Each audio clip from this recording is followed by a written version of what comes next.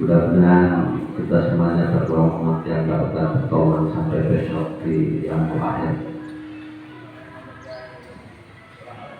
Bapak dan Ibu, Bapak ini cuma saya termasuk Pak Sarpil yang saya hormati dan semangat. Pada hari ini kita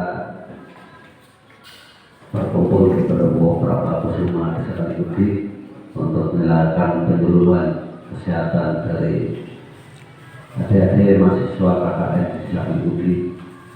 Dan saudara, terima kasih atas program yang sudah disampaikan di Sekarang Budi, sehingga akhir-akhir ini lebih banyak kegiatan terkait dengan penyuluhan dan kegiatan lain yang dilakukan oleh adik-adik mahasiswa KKN.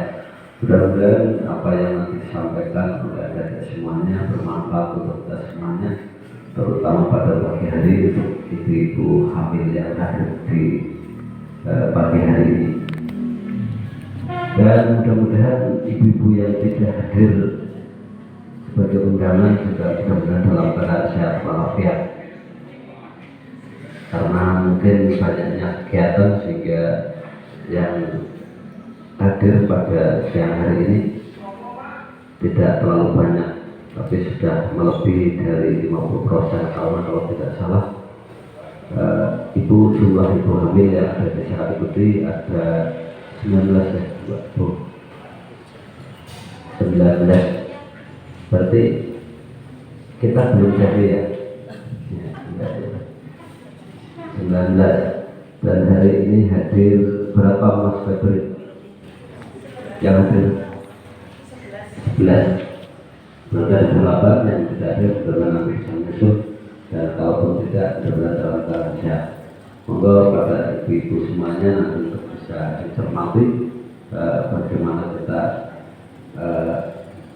menjaga kesehatan panjenengan semuanya dalam rangka untuk mencetak generasi yang berkualitas, karena yang panjenengan kandung, yang panjenengan rawat sekarang dalam lahir panjenengan adalah calon-calon generasi bangsa Indonesia, calon-calon pewaris kepemimpinan di Indonesia ini. Jadi berhati-hati untuk merawatnya, jaga kesehatannya, jangan sampai stres ibunya, jangan sampai stres, karena yang ada dalam kandungan panjenengan itu lebih penting dari segalanya. Nanti tentu akan disampaikan oleh pemateri yang akan menyampaikan pada hari ini. Tapi yang jelas saya berpesan pada ibu-ibu yang hadir pada pagi siang hari ini, monggo untuk jaga kesehatan, walaupun sekarang cuaca tidak lagi sedang agak tidak bersahabat ya, banyak yang mandan merenung, awalnya pada lara, kemudian karena cuacanya memang kadang hujan besar, kadang panasnya luar biasa, sehingga mempengaruhi kesehatan kita. Apa yuk? Tapi saya yakin ibunya sudah pandai mengelola kesehatan tubuh kita masing-masing. Dan saya juga berpesan untuk di lingkungan sekitar mau kita jaga bersama-sama, karena yang namanya kesehatan berkaitan erat dengan lingkungan yang ada di sekitar kita. Curah hujan yang tinggi berpotensi berkembangnya nyamuk, lemut, terutama nyamuk yang bisa menyebabkan virus, Aedes aegypti, yang bisa menyebabkan penyakit untuk kita semuanya. Dan kita hindari dengan cara kita menjaga kebersihan di rumah kita. Kalau ada potensi genangan air yang ada di rumah kita, monggo kita atasi bersama. Jangan sampai ada bekas-bekas botol minuman mineral ataupun blokeng yang berlumah yang berpotensi menampung air, sehingga kemungkinan nyamuk itu bertelur di situ, berkembang biak di situ, dan akhirnya mengganggu kesehatan kita. Dan pola makan yang baik itu tentu juga akan sangat mendukung kesehatan janin yang ada di rahim ibu semuanya. Kemudian kalau bapaknya perokok, antara aduh dan bapaknya rokok, bulannya mau merokok kalau nggak di bulannya, ya artinya yang belum hamil atau yang sudah hamil itu. Dan pada hari ini juga nanti akan disiarkan di YouTube-nya Kid Demam, ya, Pak Sarpin sekarang di YouTuber yang luar biasa. YouTube-nya apa? Kid Demam Sasmita. Kid Demam.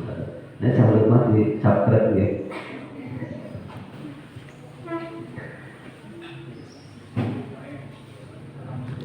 Dan sekali lagi selamat mengikuti penyuluhan pada pagi hari ini. Monggo mungkin karena ibu hamil nanti waktunya tidak terlalu lama ya, monggo. Sekarang ibu hamil pernah nggak baik atau nanti baik ya. Saya perutnya besar bukan tapi ya, karena makmur aslinya cocok. Jadi silakan untuk menjalani penjelasan ini. Nanti kalau ada hal-hal yang memang kurang jelas, di sini mumpung ada ibu dosen yang hadir, juga jangan sungkan-sungkan tanyakan. Karena Bu dosen, kalau saya melihat dari itunya, karena di samping punya pengalaman ilmu juga punya pengalaman pribadi juga. Ya, jadi walaupun mungkin yang ada di sini juga sudah ada yang punya anak 2, ada yang sudah hamil ketiga. Nah, mau berapa rencananya? Terakhir ketiga ini Pak.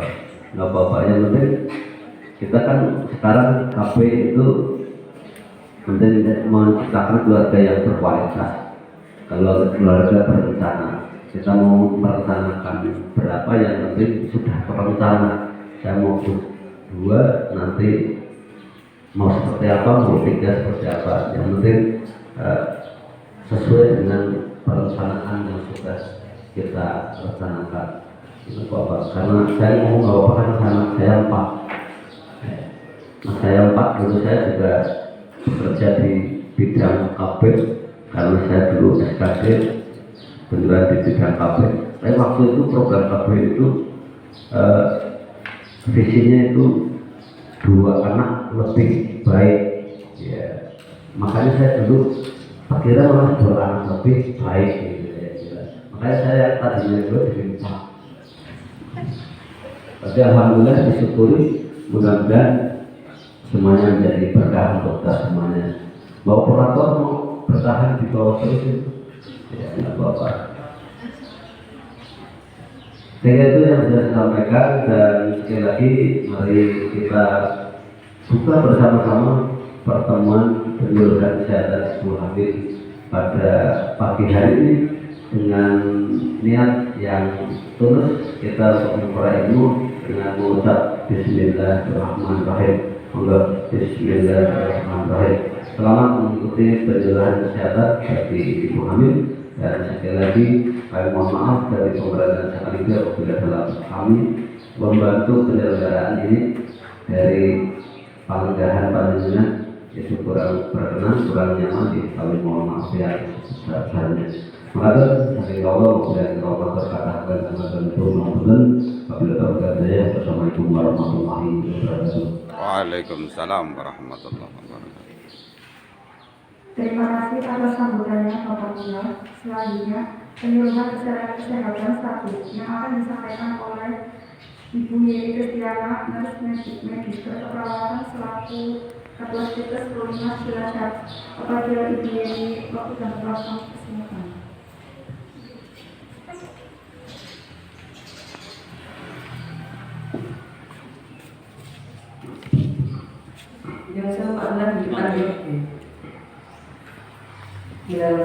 Assalamualaikum warahmatullahi wabarakatuh. pada panggilan yang saya hormati, guru yang saya hormati, mahasiswa kelompok 7 ya, yang saya banggakan, dan ibu-ibu hamil desa Kalimusi yang sangat saya hormati dan saya kagumi karena tersoralu di desa ini diundang oleh anak-anak kami ya. Kebetulan anak kami ini adalah mahasiswa semester 5 sedang melaksanakan praktek kelompok khusus. Kebetulan kelompok khususnya adalah kelompok khusus ibu hamil. Itu sudah dibekali kaitannya dengan teori-teori bagaimana mengaplikasikan keperawatan kelompok khusus. Dan salah satunya mengkaji ibu hamil. Kemarin itu sudah dapat data dari desa. Kalau di desa Kalimusi ini kurang lebih ada 35 ya Bu? Ya ada 35 yang hamil. Tetapi yang bisa dikaji oleh anak-anak kami ada 19. Alhamdulillah, termasuk ibu yang di sini tentu didatangi oleh mahasiswa kami. Kemudian dari 19 orang ini setelah didatangi didapatkan data itu beberapa kita analisa ya. Salah satunya adalah di sini yang hamil baru pertama kali siapa saja nih? 1, 2, 3, 4, 5. Yang sudah hamil lebih berarti ini ya. Kemudian katanya juga ada yang mau hamil kembali. Ibu. Kemudian juga ada yang katanya hamilnya sudah lebih dari 35 tahun, benar? Adakah yang di sini? 1, yang lain ya bawah 35. Kemudian juga ada yang HB-nya kurang dari 10, betul? Ada nggak yang di sini yang HB-nya kurang dari 10 atau yang tidak hadir? Oh yang tidak hadir. Oke. Kaitannya dengan itu ya, karena ibu hamil itu adalah apa ya? Salah satu barometer dari derajat kesehatan masyarakat yang kaitannya dengan angka kematian ibu dan bayi. Ya, kalau angka kematian ibu dan bayi itu tinggi, tentunya derajat kesehatan masyarakat sini rendah ya. Kemudian faktor yang lain, kalau ada ibu hamil, itu petugas kesehatan aslinya dia nggak senang karena apa? Harus ngincengi ya. Apalagi program Jawa Tengah yaitu Pak kita ini bukan yang gubernurnya Pak Ganjar itu kan ada program 5L nginceng mau wadon gitu ya lagi meteng ya, itu mau wadon lagi meteng kan diinceng gitu ya. Karena apa? Yaitu bobok terjadi sesuatu. Kalau misalnya terjadi kematian atau ibunya atau bayinya itu menyumbangkan satu sehingga meningkatkan angka kematian tersebut. Ini diulang-ulang. Jawa Tengah, Kabupaten Cilacap, nah itu. Petugas kesehatannya itu nggak hanya melaporkan tapi dimarahi, ya. Karena tahu kenapa sih bisa sampai terjadi seperti itu? Apa tidak dimonitor atau apa? Jadi sekarang berbahagialah Bapak dari ibu di sini yang hamil itu diincengi oleh seluruh warga yang tidak hanya petugas kesehatan. Semuanya harus care pada ibu hamil tersebut.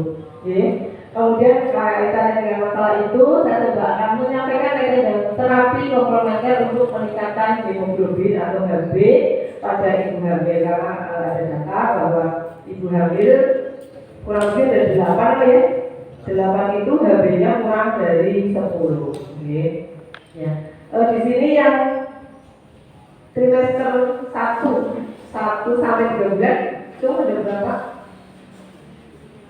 Yang kehamilannya umur 1 sampai 3 bulan nggak ada. Ya, yang 4 sampai 7 banyak. Yang mau melahirkan 1, berarti banyaknya adalah yang trimester kedua ya. Jadi faktor-faktor yang mempengaruhi hasil akhir kehamilan itu ada beberapa ya. Yang pertama adalah pendapatan. Jadi akhir kehamilan itu kalau pendapatan keluarga yang bagus, ya otomatis kan ya isinya terpenuhi ya kan. Jadi kalau di sini sebenarnya rata-rata kalau bapak ibunya kerjanya ngomongin pendapatannya apakah sudah kira-kira bisa mempengaruhi hasil akhir kehamilan yang baik?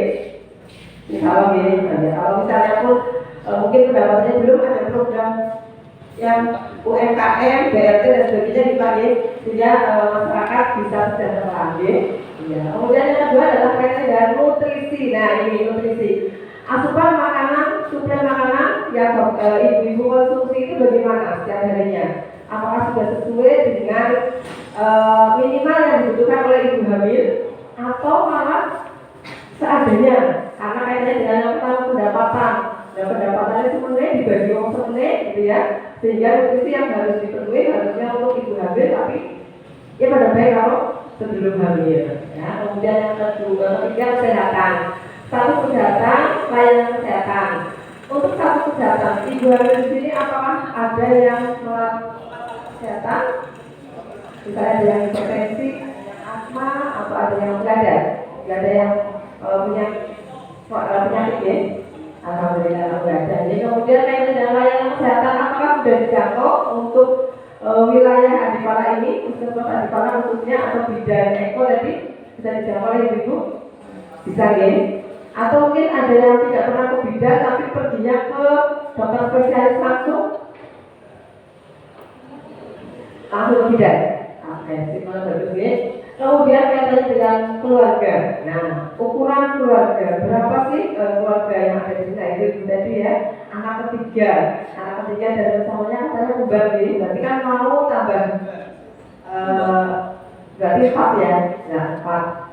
Kira-kira dari pendapatan, nutrisi, kesehatan, kemudian ukuran dari keluarga ini kira-kira saya bisa mencukupi untuk kehamilan ini atau tidak? Ya, kemudian komposisi keluarga, insentif yang ada di keluarga itu bagaimana?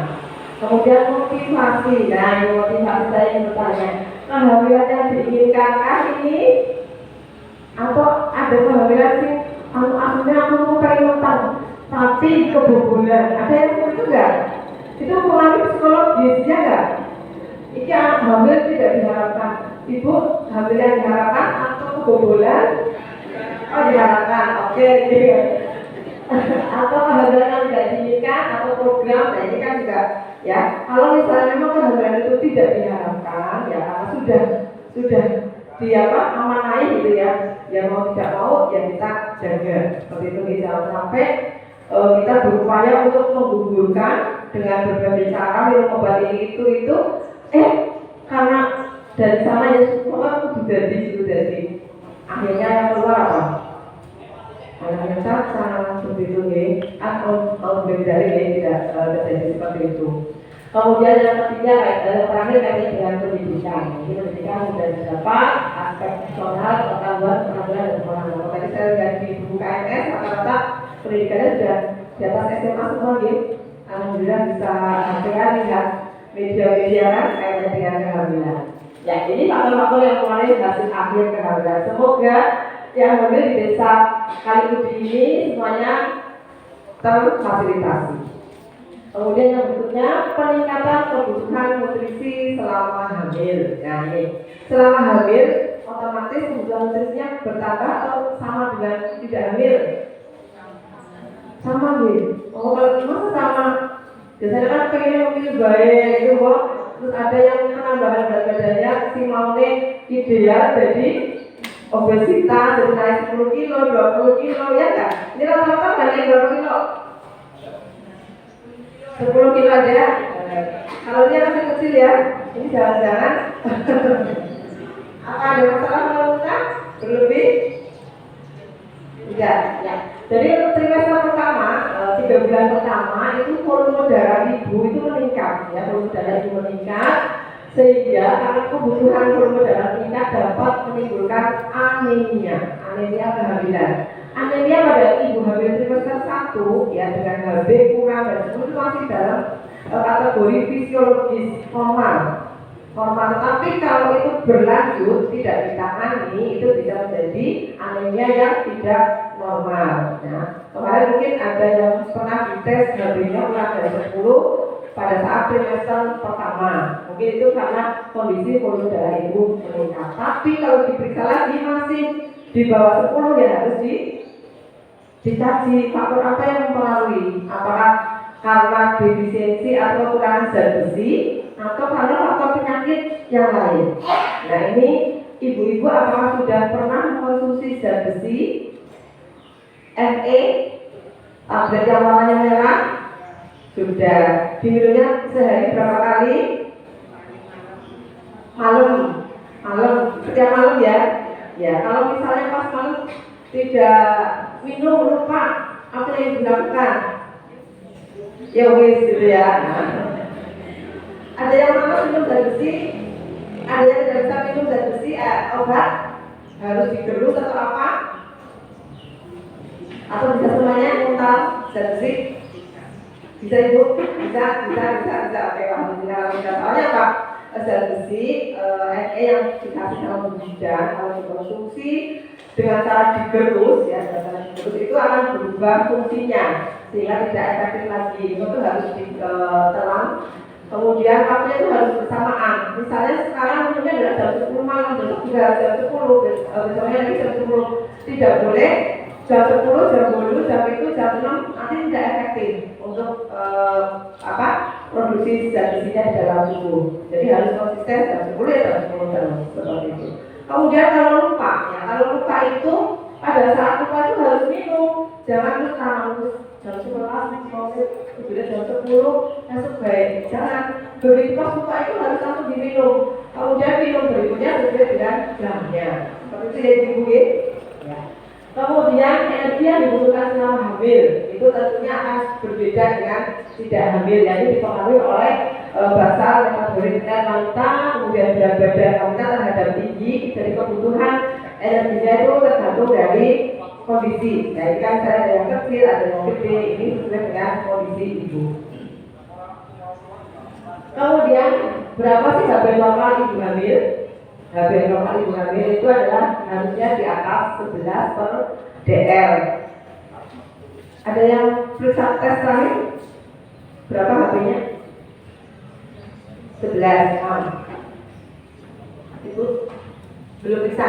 Kalau nanti bisa ibu ya, siapa tahu kurang. Kemudian kalau di bawah tersebut ibu hamil dapat dikatakan mengalami anemia. Di sini masih ada yang belum mau makan sayur. Kalau ibu-ibu milenial sekarang kan dengan sayur jauh ya, sebenarnya dengan makanan-makanan yang cepat sajinya enggak. Nah, apakah ini masih kategori milenial apa ini? Ya enggak? Ya. Kemudian sebenarnya ya, adanya pada ibu hamil itu sangat wajar terjadi. Kenapa? Karena ibu hamil dari data dunia 40% dari ibu hamil itu diperkirakan mengalami anemia atau kekurangan HB. Nah ini karena apa? Karena seluruh nutrisi yang masuk ke dalam tubuh ibu itu ternyata akan disuplai ke janin sehingga menyebabkan HB ibu itu menjadi turun. Jadi zat besinya itu untuk janinnya, ya. Nah kalau ibu lemis anemia, otomatis yang dikasihkan ke janinnya gimana? Kan juga sedikit, ya, sehingga mempengaruhi perkembangan janin. Akibatnya apa? Kalau tiba-tiba bayinya lahir berat badannya kecil, ya, kemudian atau mungkin prematur, seumurnya lahir malah seperti bisir, seperti itu. Nah, tadi kondisi tersebut itu tidak boleh dibiarkan, ada dibiarkan ibu. Harus dicek faktor apa sih yang mempengaruhi HB kok di bawah 11. Mudah-mudahan karena kekurangan zat besi tok sehingga penanganannya gampang. Tinggal tadi itu dikasih sama mahasiswa kayak jus jambu, ya. Oh ternyata mengkonsumsi jus jambu bisa meningkatkan HB. Terus nanti ada terapi-terapi yang lain. Jika ibu hamil kekurangan zat besi, ya, atau sel darah merah, itu bayi tidak akan mendapatkan asupan makanan dengan optimal. Ada yang sudah SD, berat badannya sesuai dengan umurnya atau tidak? Sesuai ya, alhamdulillah. Jadi kita bisa memprediksi, ya, prediksi ibu hamil ini. Oh ini Ini TFU-nya berapa senti, kehamilannya berapa minggu, ini berat badan bayinya itu normal atau tidak? Ya, tafsiran berat janin. Kalau normal berarti silakan diteruskan. Kalau misalnya masih kecil berarti harus ditingkatkan, tentunya ibu ditingkatkan. Kalau misalnya terlalu besar, nah ini ada apa kalau terlalu besar? apakah ibunya mengalami DM ya atau mengalami penyakit yang lain gitu ya. Kan ada yang lahir normal itu berapa? Ibu tahu nggak bayi? Berat lahir normal 2,5 sampai 3,5. Kalau lebih dari itu berarti tidak normal. Itu apakah karena faktor dari penyakit ibu atau faktor nutrisi yang terlalu banyak ya? Karena malah banyaknya tadi makanan-makanan yang tidak sehat, sehingga banyak ibu-ibu yang obesitas. Tidak hanya ibu ya, anak-anak obesitas, bayi obesitas. Kalau dulu bayi lemu, ginuk-ginuk ya senang gitu ya. Tapi sekarang harus ada ininya, kurvanya. Jadi kurva warna hijau ya. Ya, warna hijau berarti itu aman. Kalau sudah di sana obesitas itu orang tua harus lepas. Apalagi kalau yang dikasih susu formula sebelum 6 bulan, itu kan jelas dia ininya akan lebih besar. Untuk itu pada HB ya, itulah HB pada ibu HB perlu dinaikkan untuk menunjang tumbuh kembang janin. Ya nanti mungkin mahasiswa bisa mendapatkan atau bagaimana kita cek ibu hamil ini HB-nya berapa ya, apakah sudah normal atau tidak. Kalau normal bagus, kalau tidak berarti harus di terapi ya. Anemia itu apa sih? Kondisi di mana sel darah merah tidak mencukupi kebutuhan fisiologis tubuh. Sel darah merah ini mengandung oksigen, ya, oksigen untuk kebutuhan sirkulasi seluruh tubuh kita. Kebutuhan fisiologis tersebut itu berbeda-beda pada setiap orang, tergantung dari jenis kelaminnya, dari tempat tinggalnya, dari perilaku merokoknya, ini bapak ya, perilaku merokoknya. Tentunya kebutuhan fisiologisnya akan lebih meningkat ya. Kemudian tahap kehamilannya, kehamilan semester 1 kemudian masih kecil ya, tapi kalau sudah semester 2, 3 kebutuhan akan efeknya semakin bertambah, oksigennya semakin bertambah. Kalau enggak kan apa? Kos-kosan ya, gitu kan? Ya, yang semester 3 ini kos-kosan ya, belum ya. Anemia pada kehamilan ditegakkan apabila kadar lebih kurang dari 11, ini menurut WHO ya. Kemudian juga ada yang mengatakan di kondisi Center of Disease Control itu mendefinisikan bahwa kadar lebih kurang dari 11 itu pada trimester 1 dan 3. Pada trimester 2 itu kurang dari 10,5. Kemudian setelah melahirkan itu kurang dari 10 ya. Ya, lanjut.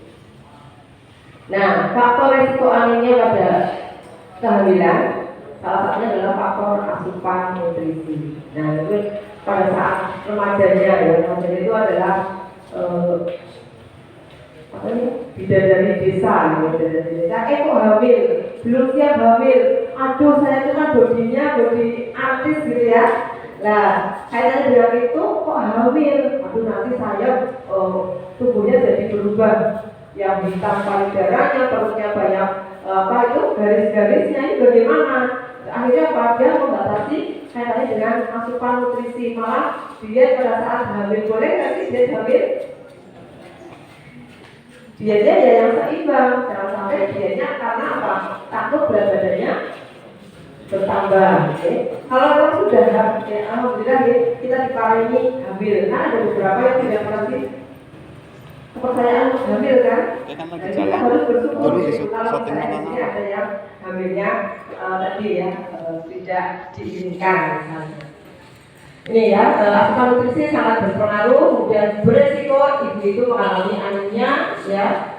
Kemudian atau mungkin faktor resiko yang kedua adalah ibu dengan kondisi DM, penyakit DM ya. Penyakit DM ini juga ibu kalau hamil akan menjadi kondisinya itu mengalami glikemia meningkat ya, hiperglikemi, kemudian sehingga akan mengalami hiperglikolisis pada janinnya sehingga mempengaruhi perkembangan janin. Kemudian yang ketiga itu faktor kehamilan multiple, kehamilan yang berulang-ulang ya. Ini juga mempengaruhi dari anemia. Kehamilan berulang-ulang kan berarti ibu itu setiap hamil kan ada perdarahan kan. Nah itu berarti kan zat besinya dalam tubuh ibu berkurang, sehingga pemerintah ini benar saja nih Tadi Pak Lurah ngomong apa ya? 2 lebih baik. Yang kedua sih lebih, dua sih apik bukan lebih gitu ya. Tapi kondisinya biasanya kalau misalnya apa ya, ada yang menyampaikan banyak anak banyak rezeki ya. Nah itu ya boleh banyak anak banyak rezeki, tapi juga harus dibatasi jaraknya. Jangan sampai kayaknya lebih babaran 6 bulan meteng maning, 6 bulan meteng maning, ada kayak gitu. Ada ya tetap masih ada. Kemudian kehamilan remaja. Nih kehamilan remaja juga resiko terjadi anemia karena remaja itu aslinya kan belum siap secara fisiologis, walaupun mungkin tubuhnya besar, tapi secara fisiologis itu dia belum siap. Apalagi kalau di sini yang sudah di atas 20, ada yang hamilnya masih di bawah 20 tahun, 20 tahun. Ada. Oke, kalau misalnya sudah kandung hamil, apa ya? Tapi nanti kelanjutannya jenengan tuh harus rajin ini, harus rajin IFA, harus rajin pap smear ya, misalnya pap smear 2 tahun sekali gitu. 6 bulan sekali, 6 bulan ya, misalnya 2 tahun, 3 tahun tuh harus rajin pap smear. Karena apa?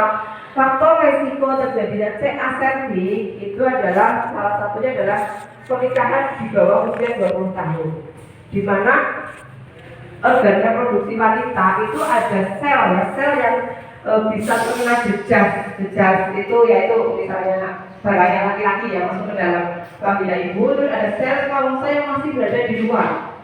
Kalau pada saat usia sudah 21 posisinya berada di dalam, sehingga itu terkena jejas, dan jejas itu lecetnya dirasakan itu 10-20 tahun kemudian, sehingga banyak faktor remaja-remaja yang hamil sekarang itu biasanya 20-30 tahun lagi bisa terkena CA cervix. Makanya untuk pencegahan itu ibu harus rajin pap smear atau IFA. Ini ibu yang hamil ketiga sudah pernah IFA atau pap smear? Belum. Nanti Lurah coba dijalankan untuk warganya yang sudah melahirkan untuk tes IFA dan pap smear. Kemudian yang berikutnya adalah inflamasi atau infeksi dalam kehamilan yang dapat memicu keadaan defisiensi besi, contohnya cacingan atau TBC, atau ada HIV, ada malaria maupun penyakit lain. Kalau di sini mungkin kelihatannya apa ya? Kelihatannya nggak mungkin terjadi di daerah sini. Tapi kita tidak tahu ya, ternyata Cilacap itu juga banyak kasus ibu hamil dengan HIV seperti itu. Jadi kita harus hati-hati. Ini faktor risiko yang bisa menyebabkan anemia. Kemudian gejala anemia yang kira-kira sering muncul pada ibu itu apa? Gejala anemia biasanya 5M ya, di sini ya 5M apa saja ini? Seperti lesu, lemah, ya. Lemah, letih, lesu, menurut dan pusing, sesak napas, dengan dan nyeri dada, warna kulit, bibir, kuku pusat ya, kemudian tangan dan kaki dingin, kemudian sulit berkonsentrasi. Dari 8 ini adalah yang sekarang dirasakan ibu-ibu. Tidak ada semua, alhamdulillah. Kita lanjut lagi. Bahaya anemia. Kenapa sih ibu hamil kurang dari 10 itu harus diincengi ya, harus diincengi karena anemia itu berbahaya ya. Katanya bahayanya adalah yang pertama perdarahan saat persalinan, itu berisiko terjadi perdarahan. Kemudian bisa terjadi depresi setelah melahirkan kan harapannya ya, harapannya kita bisa merawat anak.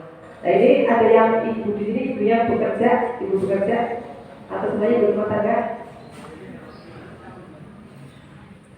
Jadi kalau saya sekarang hamil, yang baru pertama kali yang hamil itu harus bahagia. Walaupun kondisi kita kan yang namanya keluarga kan 2 orang ya, 2 orang. Nah 2 orang itu ada suami, ada istri. Istrinya pengen bahagia, tapi suaminya tidak mendukung, bisa nggak? Bisa ya. Nah itu double baik. Sing penting aku kudu bahagia karena ini hamil yang saya inginkan, gitu ya. Yang namanya tahap pengembangan keluarga itu pada saat dilalah. Mungkin suaminya belum siap untuk punya anak, tapi kok hamil dua sehingga apa? Sedangkan mata pencahariannya mungkin masih belum tetap gitu ya, sehingga belum tetap tinggal leleh. Nah ini kalau ibu hamil itu harus bahagia. Biarkan seorang bapak seperti suami saya itu positif di luar, ya jangan dikerem. Ada di luar baik mas, tentunya aku dia memang seperti itu, tapi dia kan juga perlu mencari kamu gitu ya. Nah itu, pokoknya jangan sampai stres, nggak boleh stres. Karena apa? Dan ini nanti anemia, stres, ternyata setelah melahirkan depresi itu bisa terjadi, ya. Jadi yang namanya sudah menikah, hamil, ya, tentunya siap dengan segala risiko, ya kan? Kan ada yang menikah misalnya direncanakan, ada yang tidak direstui orang tua tapi tetap melangkah gitu. Ada masalah-masalah.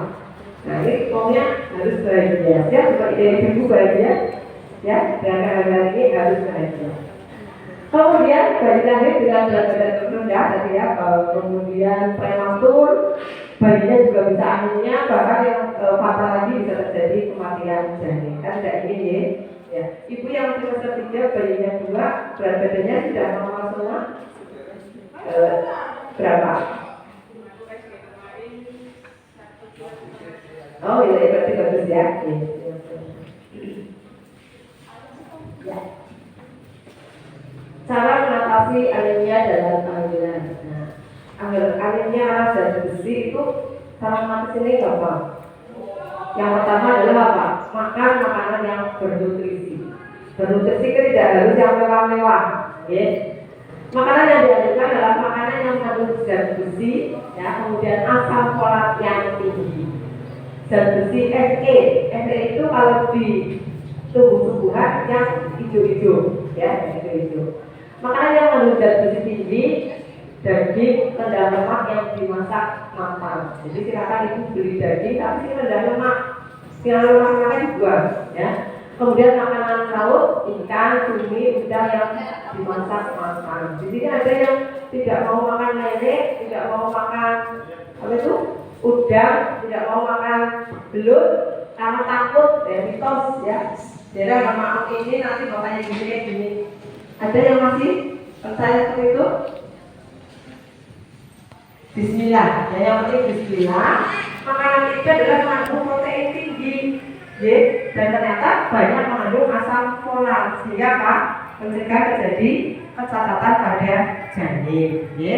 Kemudian telur yang dimasak matang, karena kan kemudian sayuran hijau, kacang polong, produksi susu yang terpasteurisasi ya.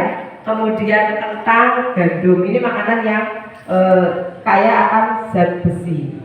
Bisa didapat di daerah ibu-ibu? Sudah dikonsumsi? Sudah, yang belum yang mana? Yang bayam kangkung kali ya? Oh tiap hari, oke. Kalau tiap hari bayam kangkung boleh banyak, tetapi ingat di dalam kandungan bayam itu ternyata ada zat yang malah justru membuat masalah baru, yaitu apa? Asam urat. Ya, makanya itu boleh mengkonsumsi bayam, tapi harus dibatasi. Kemudian kalau bisa batangnya aja. Karena di situ yang banyak mengandung purin itu di batangnya, godongnya baik, seperti itu. Kemudian memasaknya jangan terlalu matang, ya, jangan terlalu lunyut ya. Kemudian makanan yang mengandung asam folat ini biasanya kalau ibu program hamil, sebelum hamil 3 bulan itu harus mengkonsumsi asam folat. Karena apa?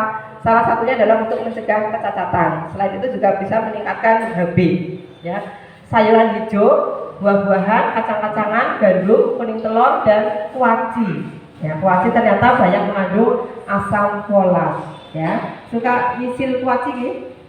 Misil orang cukup siji, orang rampung-rampung gitu. Nah, kemudian yang kedua, banyak-banyak mengkonsumsi vitamin C. Ibu-ibu suka buah? Ya kalau tidak suka buah biasanya pakai itu ya, yang tablet vitamin C. Ya. Vitamin C membantu proses penyerapan zat besi dari makanan secara lebih efektif. Jadi agar minum Fe gabungannya ya ada vitamin C. Jangan hanya Fe tok, Fe plus vit C karena membantu menyerap Fe tersebut. Konsumsi sayuran dan buah tinggi vitamin C, contohnya jeruk, brokoli, tomat, ini dapat membantu mengatasi anemia pada ibu hamil. Nah, ini gampang ya, bisa dicari ya. Oke. Kalau ibu dari puskesmas dapatnya Fe sama apa? Ada vitamin C-nya nggak? Ada ya. Kalau misalnya nggak ada, beli yang ini kan itu juga murah ya, murah isinya banyak. Nggak usah yang dosisnya terlalu tinggi, terlalu tinggi malah juga berisiko kelebihan vitamin di dalam tubuh. Kemudian minum suplemen. Nah, minum suplemen ini tadi ya, suplemennya adalah zat besi, kemudian vitamin B12, asam folat ya. Ini dapat membantu untuk mengatasi anemia dalam kehamilan. Nah, ibu-ibu mulai sekarang, mulai nanti malam, tolong ya minum Fe secara teratur. Angger bar isa terus jam 7:30 terus, jangan loncat-loncat, ya. Kemudian Fe itu kan ada efek sampingnya. Efek sampingnya apa Bu? Tahu nggak? Biasanya mual, kemudian BAB ini buang air besarnya itu agak merah ya, nggak kuning. Itu normal saja ya, nggak masalah. Makanya itu kenapa minumnya pada saat mau tidur, karena itu biar tidak mual. Kemudian posisi perutnya itu kosong, jangan pas ada makanan. Kalau misalnya mau ibu punya mah gitu ya, kalau mau bersamaan ya nggak apa-apa. Tapi kalau yang normal itu dalam posisi perut kosong pada saat mau tidur. Salah satu cara mencegah anemia selama hamil, mengkonsumsi zat besi, mengatur pola makan yang baik, kemudian mengkonsumsi makanan yang tinggi zat besi, asam folat, B12 dan vitamin C. Kalau dari puskesmas biasanya Fe sama vitamin C saja ya. Ya, kalau asam folat silakan ibu bisa beli di apotek, dikonsumsi setiap hari 1 seperti itu untuk mencegah kecacatan janinnya, juga untuk meningkatkan HB. Zat besi, ya, zat besi Fe ya tadi yang dikonsumsi setiap malam hari itu adalah nutrisi baik yang perlu dikonsumsi ibu agar HB meningkat selama kehamilan.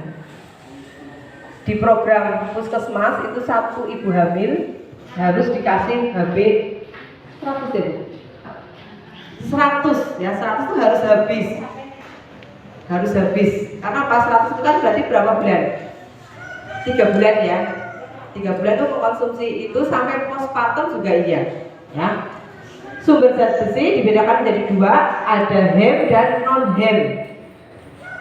Yang hem itu adalah yang berasal dari hewani. Mulanya agar anemia itu biasanya kan masih enak ya Pak, mau daging-dagingan, karena apa? Ternyata itu yang mengandung hem itu adalah berasal dari hewani dan gampang diserap oleh tubuh.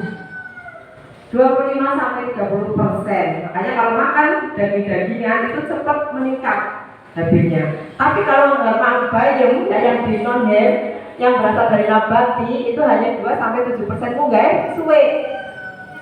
Nah suwe. Jadi agar darahnya kurang, makan daging-dagingan cepat mundake. Beberapa makanan yang mengandung zat besi, daging sapi, daging ayam, jeroan, kerang, ikan, kacang-kacangan, sereal, serta bayam. Tapi diingat, ibu ini punya alergi nggak? Kalau punya alergi ya jangan mengkonsumsi yang alergi, walaupun dia itu kaya akan zat besi. Ini zat besi, kemudian asam folat. Nah, asam folat tidak hanya diperlukan untuk mencegah cacat ya bayi lahir, tapi juga untuk perkembangan otak, sumsum tulang belakang bayi. Tapi ini juga bisa untuk meningkatkan HB. Nah, asam folat itu bagus untuk HB. Di susu ada nggak sih asam folat? Ada. Ibu juga mengkonsumsi susu? Ya. Terus dikonsumsi sampai melahirkan juga mengkonsumsi. Ya. Ini beberapa makanan yang mengandung asam folat, ada daging, sayur hijau, kacang-kacangan, jeruk, alpukat ya. Kemudian setidaknya ibu hamil itu mengkonsumsi asam folat 400-600 mikrogram per hari. Jadi ada batasannya ya. Setelah asam folat, kemudian vitamin-vitamin ya. Ya, kemudian vitamin B2, vitamin B6, vitamin B12 ini juga diperlukan oleh ibu. Dan biasanya kalau ibu ke spesialis itu dapatnya vitamin yang sudah kombinasi ya, ada vitamin B1, B2, B12 itu jadi satu, ya. Tidak minum macam-macam vitamin banyak. Tapi aslinya vitamin-vitamin ini sebenarnya ada di makanan yang bapak ibu konsumsi, ibu konsumsi, ya. Sehingga kalau misalnya yang dikonsumsi itu cukup, tidak perlu menggunakan suplemen. Ya. Itu yang bisa kami sampaikan pada pagi hari ini. Mudah-mudahan ibu-ibu yang hamil di Desa Kalibudi ini HB-nya di atas 11 ya, sehingga normal. Kemudian kehamilannya sesuai dengan berat janinnya sesuai dengan umur kehamilan, kemudian tidak ada masalah. Kalau misalnya nanti ada masalah, bisa komunikasi langsung kepada bidan yang terdekat. Kemudian rencanakanlah persalinan. Persalinannya mau di mana? Ya, kemudian misalnya kalau punya kartu ya, kartu BPJS ya Bu, itu harus rutin iuran. Jangan sampai ya tidak iuran pada saat melahirkan harus bayar dewek. Karena ada apa itu ya Bu, yang kemarin itu pendataan terakhir pengaktifan apa itu ya, yang BPJS tidak digunakan berapa bulan, terus tidak apa itu akan harus dipanggil atau apalah itu program dari pemerintah.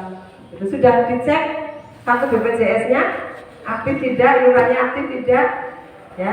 Nah ini kan perlu direncanakan katanya dengan persalinan. Persalinannya mau di mana, kemudian nanti siapa yang akan menunggui proses persalinan, siapa yang akan mengantarkan ke tempat pelayanan kesehatan itu harus direncanakan antara ibu dengan suaminya, ya. Karena apa? Hamil ini kan atas kesepakatan berdua, ya enggak? Nah, jadi ya direncanakan bareng-bareng. Ada yang mau ditanyakan sampai sini, silahkan.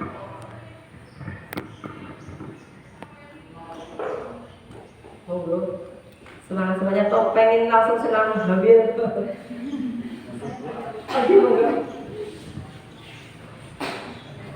Tentang IPA ya, vaksin. Sebenarnya program ini sudah lama di Puskesmas Kepala, dan kami juga di PKK juga ada program seperti ini. Tapi kami sangat sulit sekali untuk menjaring ibu-ibu yang khususnya sudah menikah, itu untuk ikut program tersebut. Dan kami mohon bantuannya untuk pada dosen sama mahasiswa untuk ikut mensosialisasikan Program ini ya, terima kasih. Ya, terima kasih Bu. Kalau memang kondisinya seperti itu, berarti harus ada program yang bisa menarik masyarakat mau IPA atau tasmir. Misalnya kegiatan apa tuh harus diawali dengan tes IPA dulu, koordinasi dengan puskesmas.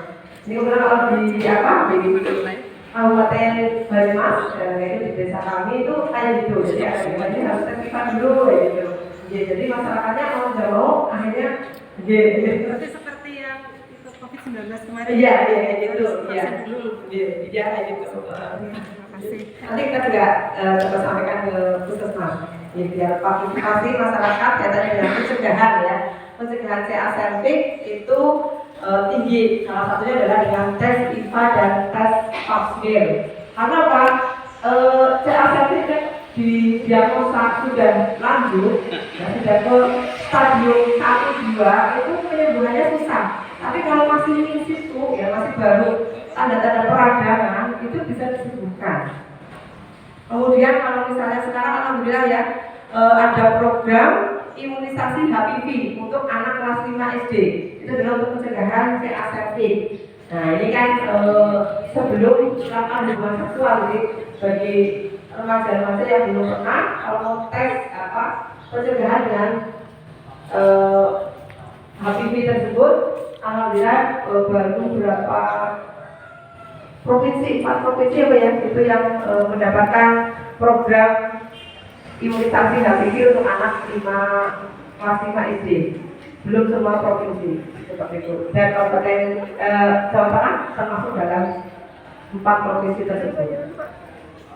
Itu Bu, teman-teman ya. Ada lagi Bapak, Ibu silakan.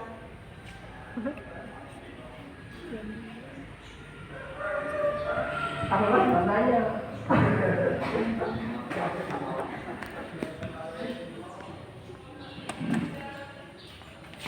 Kalau misalnya mau melahirkan, siapa yang mendampingi itu juga harus disampaikan ya kan.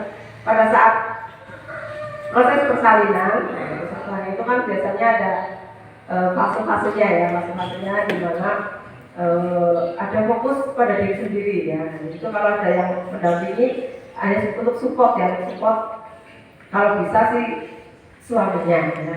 Kalau bisa suaminya, jadi kalau dijambak, harus ditarik apa ya, itu bojone derek ya. Karena banyak kasus itu pada saat melahirkan itu yang suaminya tiba-tiba tangannya kecekit lah, rambutnya rontok lah, ditarik-tarik sama si istrinya. Seperti itu kan Pak, pernah diapain Pak sama istrinya?